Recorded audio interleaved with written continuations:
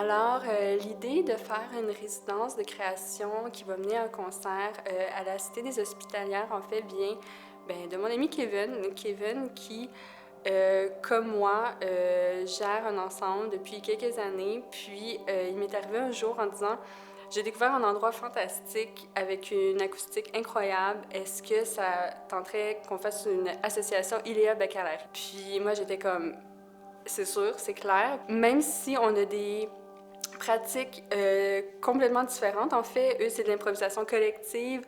Nous, c'est des pièces solo. Mais justement, la complémentarité de ces deux pratiques-là, selon moi, peut faire un concert vraiment excellent. C'est quand Kevin m'a contacté, donc ça fait comme 1 an qu'on a amorcé le processus.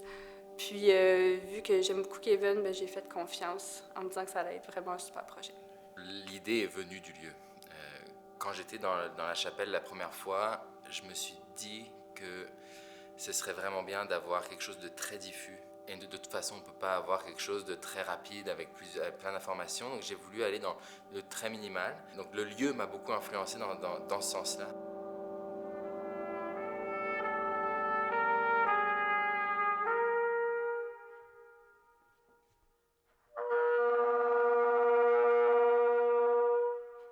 Donc, puisque le but de Baccalauréat, c'est de présenter des œuvres solo et le but d'ILEA, c'est de présenter des improvisations collectives. En fait, ce qu'on s'est dit, c'est qu'on allait mélanger tout ce beau monde-là. En fait, la plupart des gens qui jouent dans le cadre de Baccalauréat sont également des improvisateurs et des improvisatrices, donc ça fonctionne vraiment bien. Donc, on va se réunir, puis vraiment, on va essayer plein de transitions, d'improvisation et de voir où est-ce qu'on peut aussi, on va en profiter. La chapelle est très grande, donc vraiment disposer les musiciens, musiciennes un peu partout pour que quand les gens viennent voir le concert, ils peuvent vraiment avoir une expérience qui ne sont pas simplement on s'assoit sur un banc de la chapelle puis on écoute, ça va vraiment être les sons n'arrêteront jamais et vont venir de différents endroits.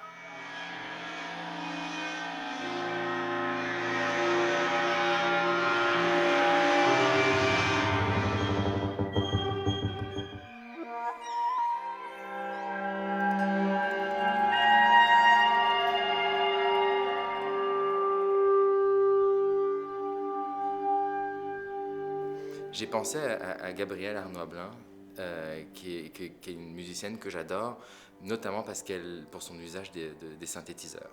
Et elle fait beaucoup, je pense qu'on a beaucoup de choses esthétiquement en commun. Et elle fait beaucoup de drones, et c'est beaucoup de minimalisme. Et j'aime vraiment sa façon de gérer ses synthétiseurs. Et quand j'ai décidé d'écrire la pièce pour l'orgue, j'ai directement en fait pensé à elle, qu'elle utilise l'orgue comme elle utilise ses synthétiseurs. Elle n'avait jamais joué de l'orgue avant et ça a été une super bonne expérience, je pense, pour elle et pour moi. C'est difficile à imaginer sans le gros build-up, mais je pense que c'est ça. J'ai moins niaisé. Je m'appelle Gabrielle Arnois-Blouin, je suis musicienne, improvisatrice, compositrice. Puis dans le cadre de ce projet, je joue de l'orgue. C'est pas habituel. Habituellement, je joue des synthétiseurs et je chante, mais je joue de l'orgue comme je jouerais des synthétiseurs. C'est ce que Kevin Gironnet m'a demandé de faire. Donc, il m'a composé une pièce que je joue en solo à cet instrument magnifique dans la chapelle. Donc, j'ai découvert la pièce sur place en arrivant à la chapelle. Puis, j'ai découvert l'instrument en même temps aussi. Je n'avais jamais joué d'orgue avant. Donc, c'était comme un double plongeon.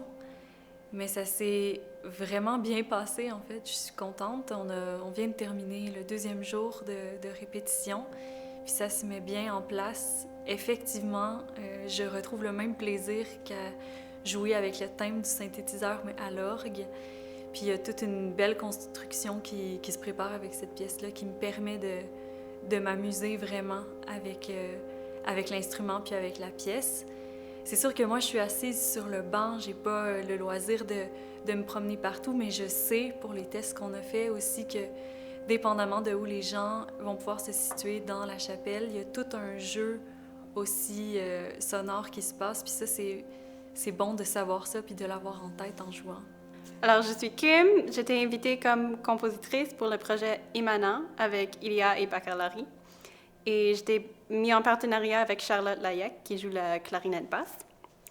Et enfin, on a fait des rencontres ensemble, on a fait un peu de cheminement de comme des nuages d'idées, de qu'est-ce qui nous intéresse tous les deux. Et j'ai commencé à prendre des petites vidéos d'insectes dans mon cours ou à l'extérieur parce que j'étudie en foresterie à l'instant. Et c'est ces petites vidéos d'insectes qui ont vraiment donné du matériel pour la pièce. Puis Charlotte, elle voulait essayer d'utiliser son pédale de loop. Alors j'ai créé plusieurs comme petites idées musicales, puis on a cheminé ensemble, on a mis les idées ensemble, et pendant cette résidence, on a vraiment trouvé des sons intéressants avec on a mis du papier de... what's a smoking paper? À rouler. Un roulet? À rouler, papier à rouler. Un roulet de papier sur la clarinette qui fait quelque chose qui vibre. Et on a trouvé plein de sons super cool, puis elle chante aussi, alors c'est vraiment... Ça a été une découverte incroyable. Il faut absolument prendre en compte la réverbération de la salle, puis j'étais comme, OK, ça va l'air à quoi? Puis on est arrivé, puis on chantait, puis on entend tout ça qui fait des échos, puis en plus, on utilise un pédale de loop, alors il y a comme l'écho de la salle, puis l'écho de la loop. Et ça fait un jeu vraiment intéressant. Puis il y avait parfois qu'on disait, OK, il faut chanter dans le micro, mais parfois on peut juste chanter dans la salle. Puis ça fait un rapport intéressant avec les différents morceaux de la pièce. Tous les bancs, on a placé Charlotte, elle va se mettre comme tous en une ligne qui se place vers le front. Alors ça fait un espèce de comme visuel intéressant aussi. Alors on a bien aimé jouer dans la salle. Allô, moi c'est Charlotte Layek, je suis clarinettiste et dans le projet Émanant, je suis improvisatrice et interprète d'une pièce qui est écrite par Kim. Alors le processus de création, il se passe quand même bien avec Kim. On s'était déjà un petit peu rencontrés, on avait parlé via Zoom de ce qu'elle voulait faire, de ce que moi j'avais envie de faire aussi. Là, dans cette pièce, c'est la toute première fois où je ramène du matériel que j'ai acheté avec un petit ampli de guitare, un Fender, ma pédale de loop que j'ai depuis 3-4 ans, que mon cousin m'avait prêté. Et Kim, ça l'a enchantée. Donc, on associe tout ça dans sa pièce.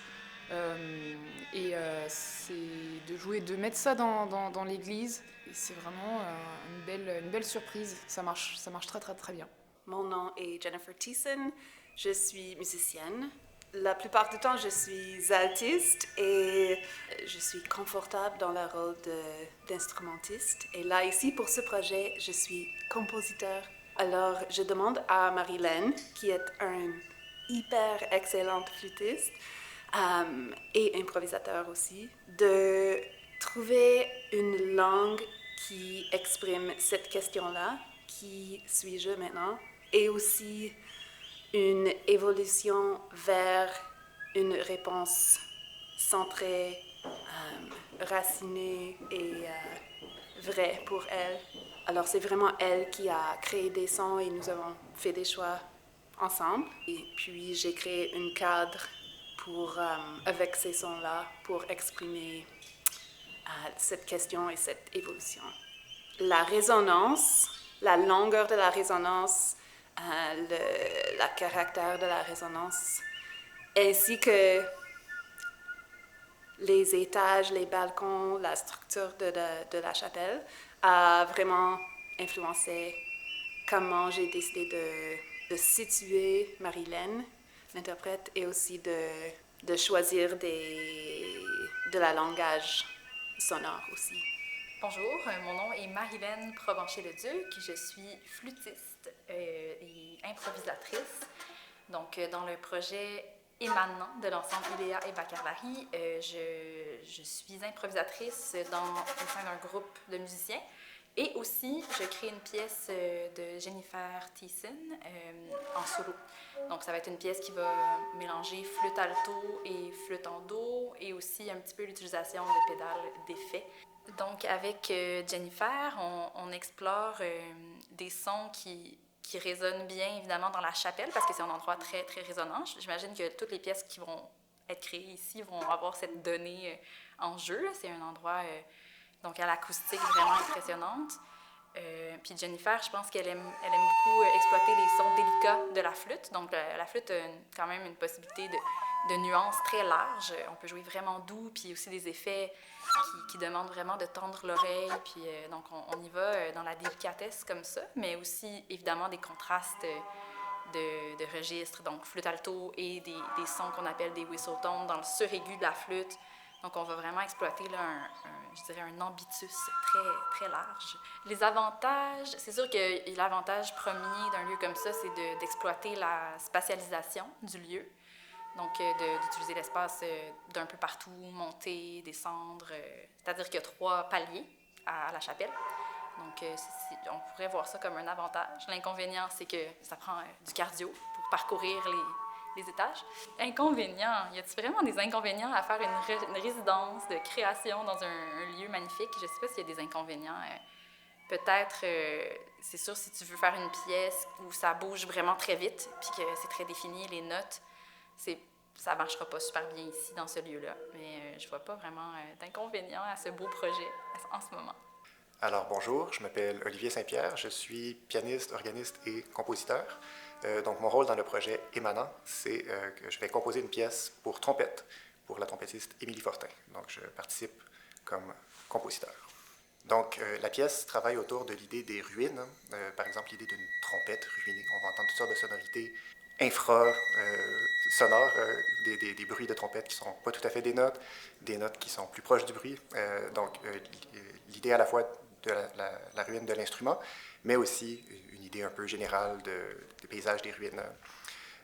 Émilie a influencé le projet dans la mesure où on s'est rencontrés avant le début du processus de composition et elle a notamment fait des suggestions, des ajouts pour les techniques de jeu qu'elle maîtrisait bien, les techniques qu'elle avait développées dans le cadre de l'improvisation.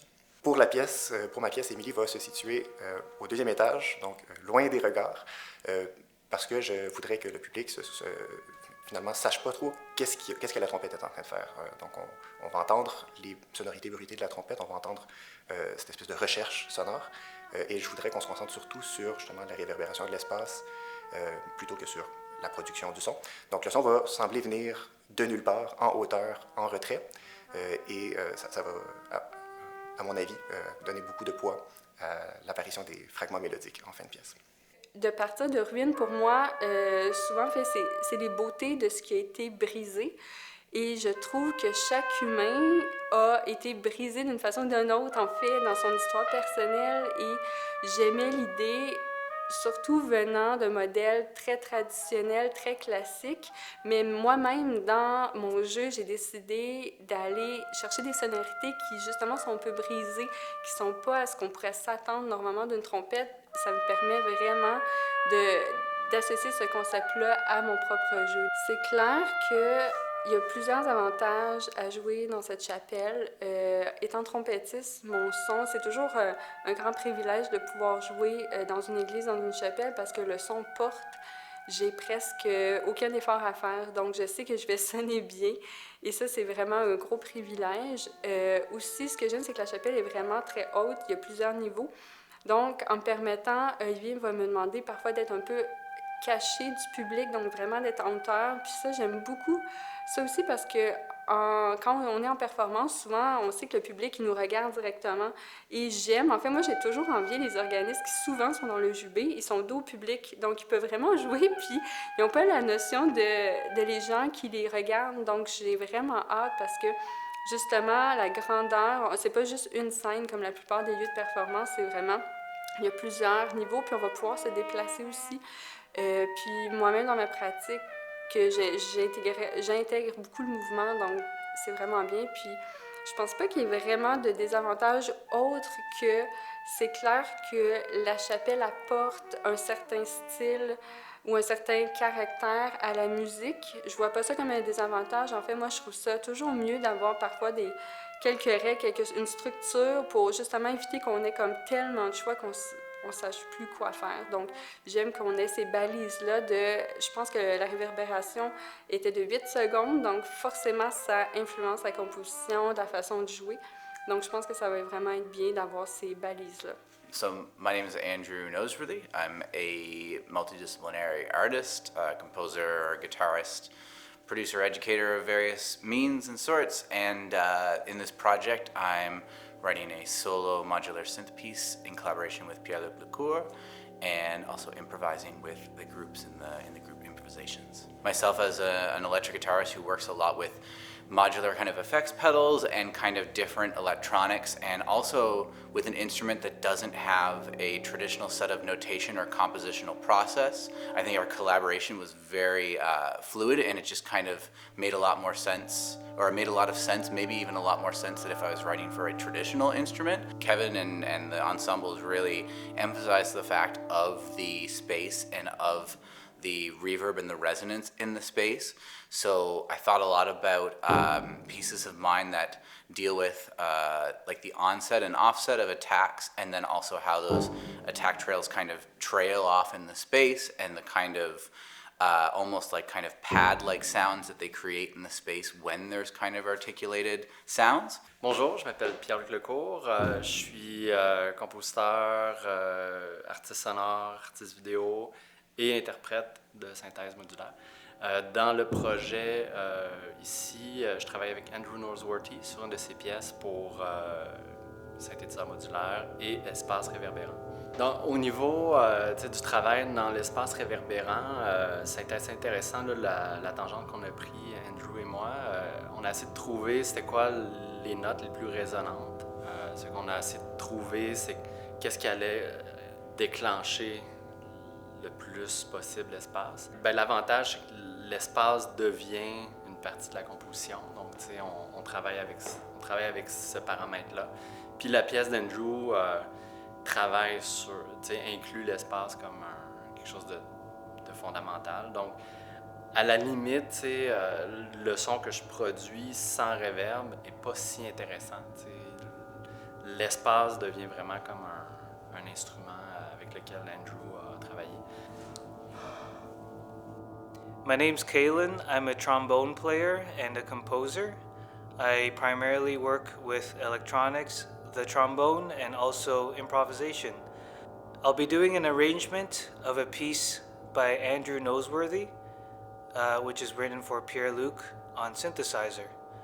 The arrangement will be, of course, done and performed by me, actually, using several processes that I have yet to discover in the space.